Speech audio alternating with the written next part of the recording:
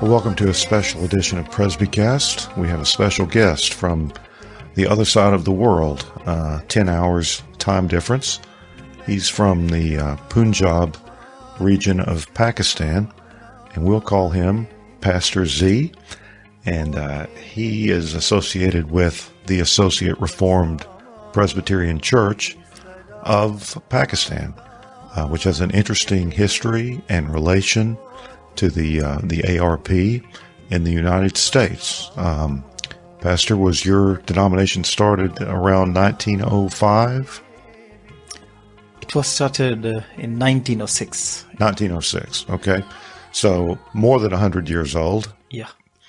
And it's not a small denomination compared to many of our denominations in the U.S. You have over density, large cities, or is it why do you think your churches are as large as they are? Actually, Sahiwal is considered as the hub of ARP churches. This is the place where U.S. missionary came in 1906 and they stationed there.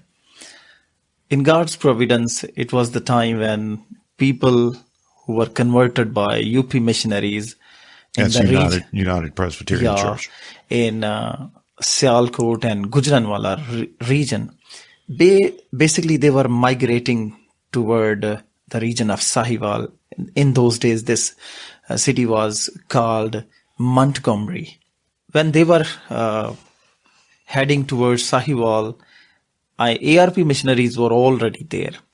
So they help, those people to get properties for their, not only for their residence, but also for their, cultivation, for farming the land. So this is how these ARP missionaries became very influential and helped them acquiring lands, acquiring properties for living. And then God used those missionaries, helping them with spiritual needs as well. So this is how God used those missionaries to establish ARP churches there.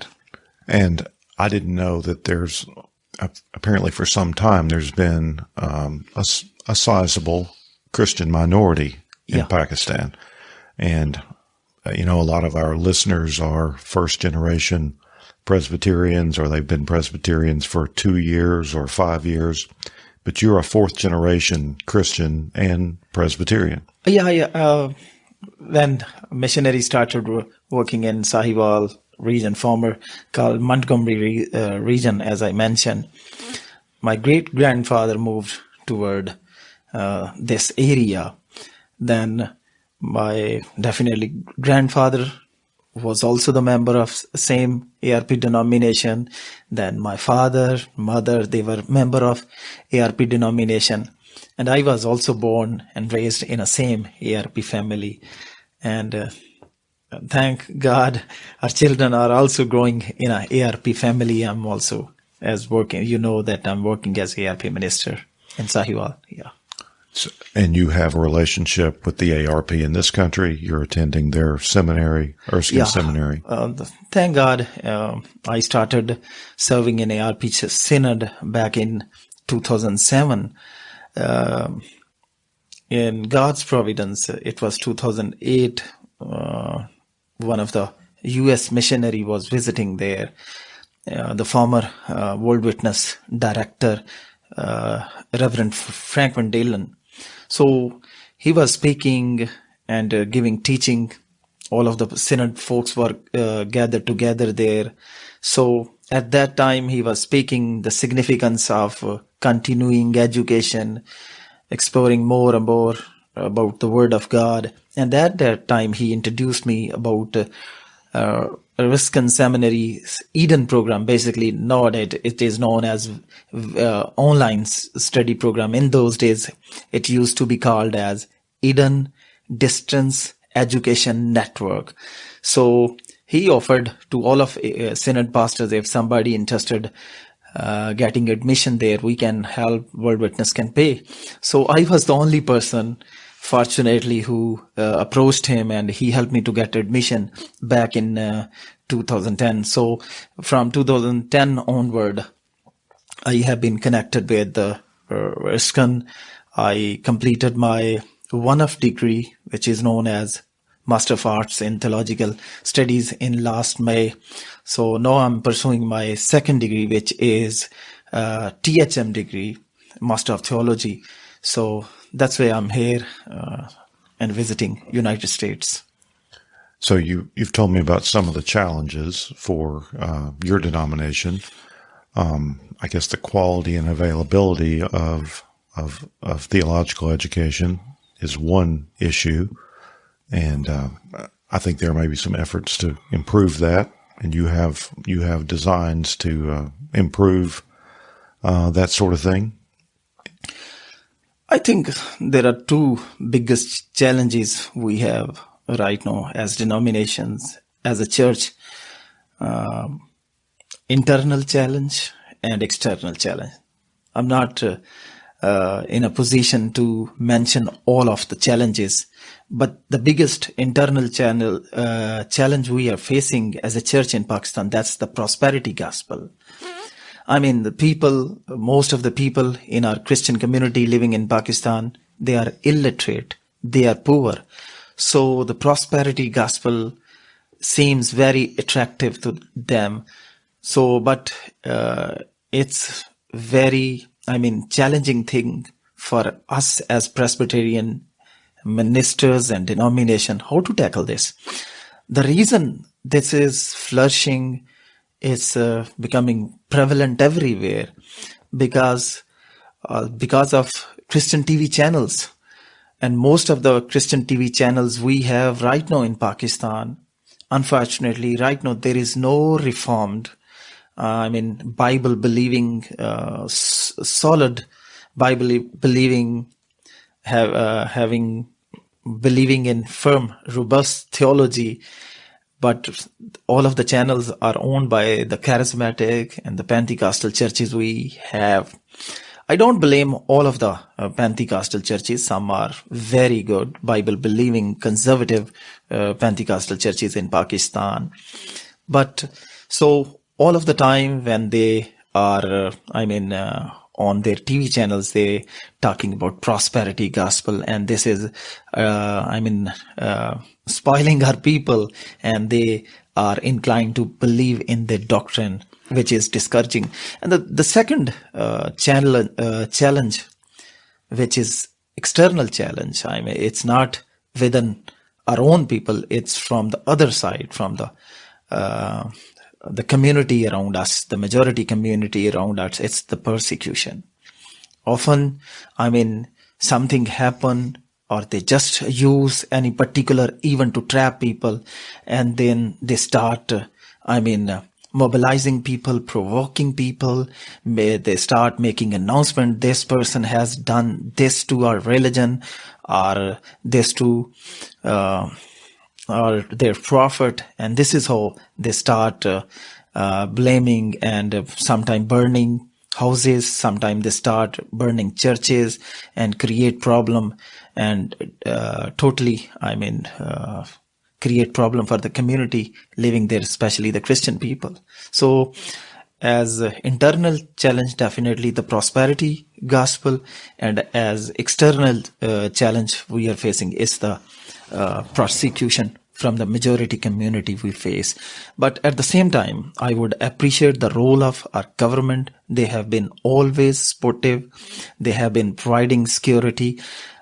You would be astonished to know that every Sunday, whenever we gather together for our Sunday worship, the government sends a policeman who stands at our church gate and makes sure that people are safe. So I appreciate the role of former governments. I appreciate the role of current government.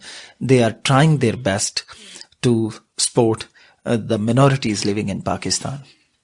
Yeah, I had heard on the news several years ago, whenever the current president of Pakistan, whoever he was at that time, it was mentioned that he did have good relations with the Christian community and work to protect them. Yes, his name was President Musharraf. Right. Yes. Pervez Musharraf. Yeah, this was the same guy who made alliance with United States when United States waged war against Afghanistan. But actually, the reason he was very supportive to the Christian community in Pakistan, because he studied in a Christian college. Oh, really?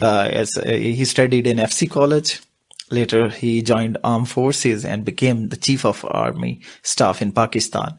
But he had studied in a Christian institution. That's why he has some sort of a sentimental attachment, not only for that particular school, but the Christian community at large. So one of the good things he did after becoming the Prime Minister of Pakistan, and prior to his, prior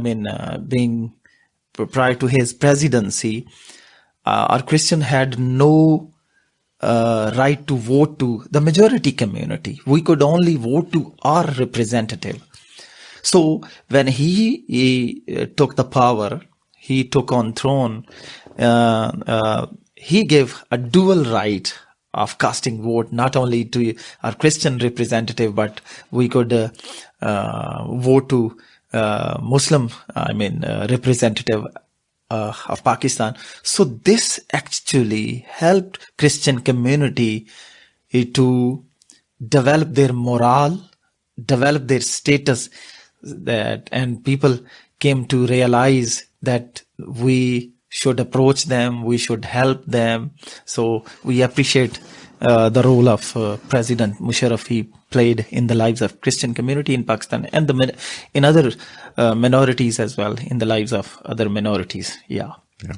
Well, most people in this country know very little about any of that region of the world, so that's good information. We should still pray for you and your situation, but we can know that it's maybe not as dire as we imagine. And common grace, God uses all sorts to protect and further his church. And that's a good thing. Yeah, we really praise God. It's the God who changes and prepares the mind of people for the benefit of his own people. And we clearly see not only in the Old Testament, but also in the New Testament. So God is not silent. God is at work, not only in Pakistan, but all over the world, sometimes using, other religion, other people to equipping his people to support his people, because they are like an apple of his eye. Yeah. Well, you told me that the church, the Associate Reformed Presbyterian Church of Pakistan, that they've been evangelical and Bible believing for a long time, but maybe because of oversight or because of the literacy of the people, they didn't even have, most people didn't have the confession and the catechism in their own language, which is Urdu, until the 1990s. And you told me that's been a challenge. Yeah, thank God U.S. missionaries came and they started planting churches and started helping the local people. But at the same time, they started equipping the indigenous leadership. Actually, those missionaries were desperately seeking to develop a self-supporting model. So they just taught the Bible, gave them, some preliminary lectures and trained them and handed those people to those, local leaders. But I don't know how this happened, but Shorter Catechism and other, Reformed confessions were never translated. But a great effort was made by one of our ministry, which was known as Christian Education Ministry. It's part of that Christian discipleship program. So they started translating this stuff into Urdu language. I can appreciate the role of Mr. Charles Sangad, who was basically supervising this project, and there were two other prominent men, Reverend Wilson Kadeen and Reverend Slee Makhtar. So these two guys helped translating Shorter Catechism. Thank God it was translated, but unfortunately Synod was quite reluctant to accept this this document and to subscribe these documents, because they were illiterate, or majority you can say, or they were having some sort of a reservation. Some political strife was going on in those days. So that's why the acceptability level of Shorter Catechism remained low. So, but later on, another bad thing happened, that ministry, that department was closed, and neither, though Shorter Catechism was translated, but larger catechism could not be translated. Neither, the Westminster standards were translated. But thank God, one of the guy from RBCNA, Dr. Elia Messi, has recently translated not only the Shorter Catechism, larger catechism, but he has also translated the Westminster Confession of Faith, and he is going to publish this document very soon. And we believe that this document, all of the confession, will be very helpful for developing and promoting Reformed faith in Pakistan. And you said some of the resistance, it sort of came from a good place. People didn't want to supplant the Bible. You said that children's Sunday school was mostly Bible stories, but they weren't so eager to bring in the catechisms. So their heart was in a good place, but they just didn't know or understand the value of these biblical catechisms and confessions to help maintain the faith. Yeah. So yeah, you are absolutely right. I think maybe our leadership didn't have the realization of its significance. So, as Bible says, there is a time for everything. Maybe that was not the right time. So, no, we hope that this document will help people to know what the Reformed faith is all about. Yeah. What are your hopes for the near future? What projects are you working on, or what do you hope will happen soon in the ARP of Pakistan? Right now, as I mentioned, that I'm pursuing my THM degree, and I hope to complete my degree and help our fellow pastors and elders in our denomination to equip them with Reformed teaching. Wish we could have some sort of a Bible school or seminary one day. So at this juncture, it seems a premature idea, but who knows what God has in his mind.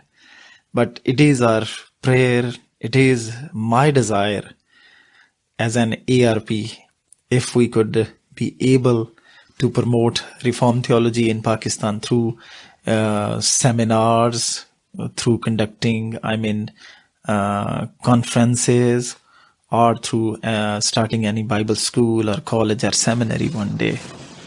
So do you have some ministers from America who come there to teach? Yes, thank God. Not only in ARP, thank God there are many good, qualified folks. Those are connected with ARP Church. They are willing to help.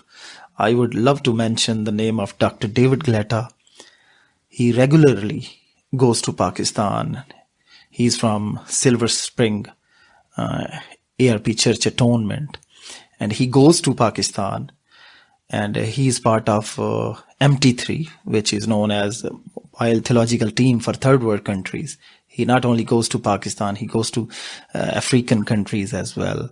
So it comes once a year or twice a year. So he is always willing to come to Sahiwal as well.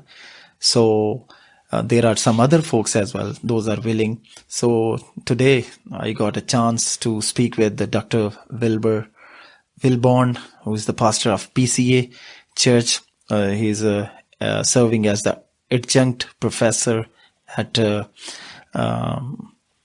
Presbyterian Greenville Presbyterian Theological Seminary.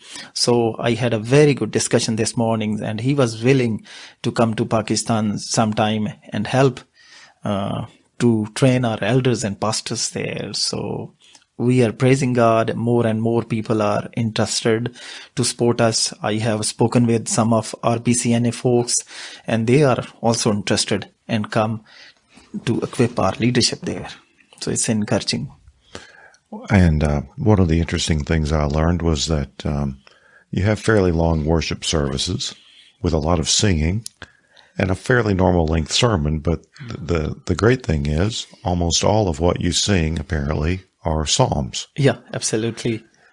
We had 2-hour service, and sadly we have 2-hour service mainly because our people are not punctual. We start Sunday service at 10 o'clock. People start coming at 10:30. But, the pastor is there. Some of the choir members are already there. They are waiting. So, thank God, most of Presbyterian churches we have still in Pakistan, they prefer to sing psalms. But this is the biggest challenge nowadays.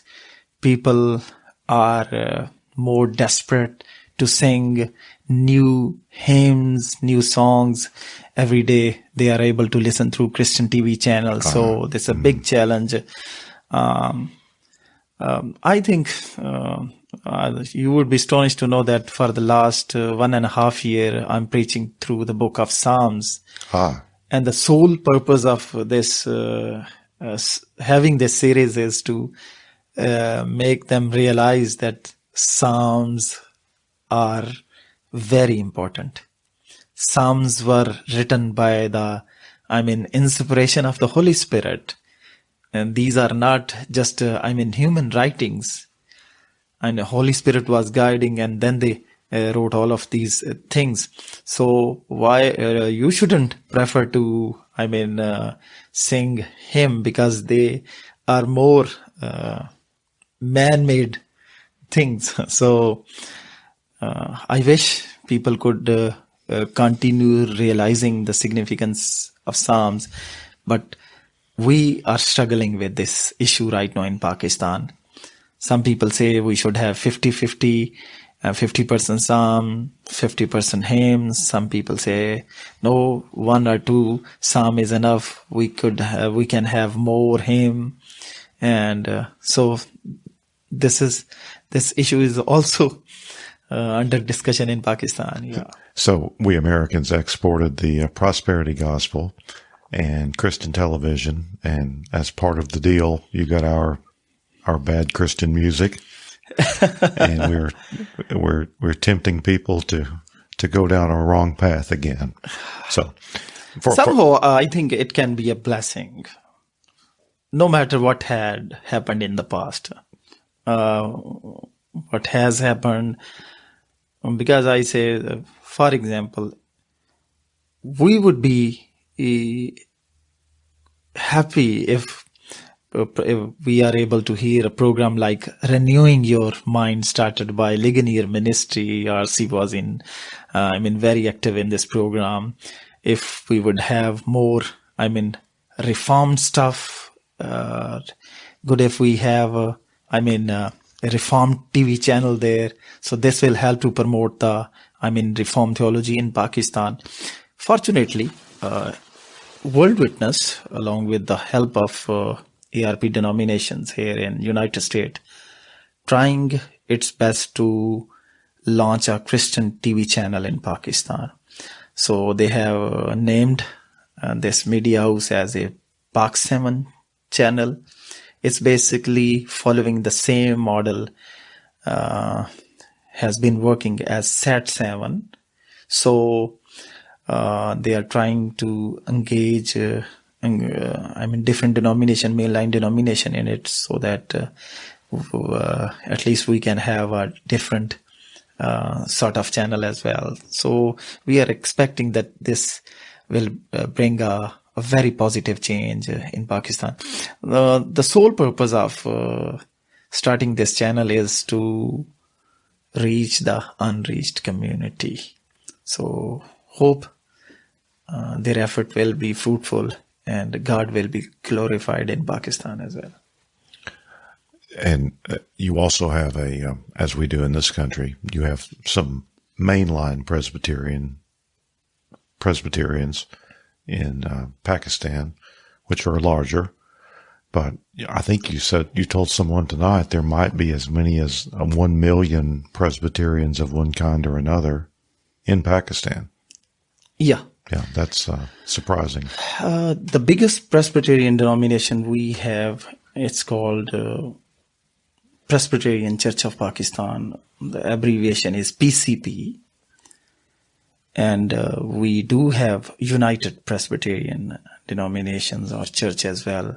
Basically, they are together, but at some time they seem different. So they have more than 300 churches there and 300 pastors there. And they have a beautiful seminary there. This is the seminary which is known as Gujranwala Theological Seminary, where I studied. So much of the leadership we have seen, religious leadership we have seen, basically they were the professor of that particular seminary. And we have another Presbyterian denomination which is known as related with, I think, Westminster Biblical Mission, and we have few Reformed Presbyterian churches as well. So the Presbyterian Church of Pakistan is the biggest Presbyterian denomination, having more than 300 churches. Then ARP Church is the second largest Presbyterian denomination in Pakistan, having 70 churches and 70 pastors. Then other 2-3 small Presbyterian denominations. Yeah. So it really mirrors the U.S. proportions, and although I'm thinking you maybe have more Presbyterians per capita in Pakistan than we do in the U.S., I'm guessing, if you look at the numbers. And also your sort of mainline Presbyterian church is not as liberal as our mainline Presbyterian church in this country, it would seem. I would thank God. The majority of Presbyterian denominations we have in Pakistan right now, they are conservative. That's good. Sadly, one of the denomination has started ordaining women. But only recently. It's a recent, recent development. But I would say that this was not a unanimous agreement from their denomination as well. One of the Presbytery made a move and ordained a particular lady, but it was not a general consensus of the whole denomination having this thing to happen. Yeah. Thank God ARP denomination hasn't done so. Well, do you enjoy coming to the U.S. to study? And you've made a lot of friends here, I believe. Yeah, it really helps me to not only improve my theological education, it helps me to connect with people. Because when I came here, I was only aware that there are some Presbyterians, maybe just the PCUSA or ARP. But when I came here, I came to know that Orthodox Presbyterians live in America. Presbyterian Church of America,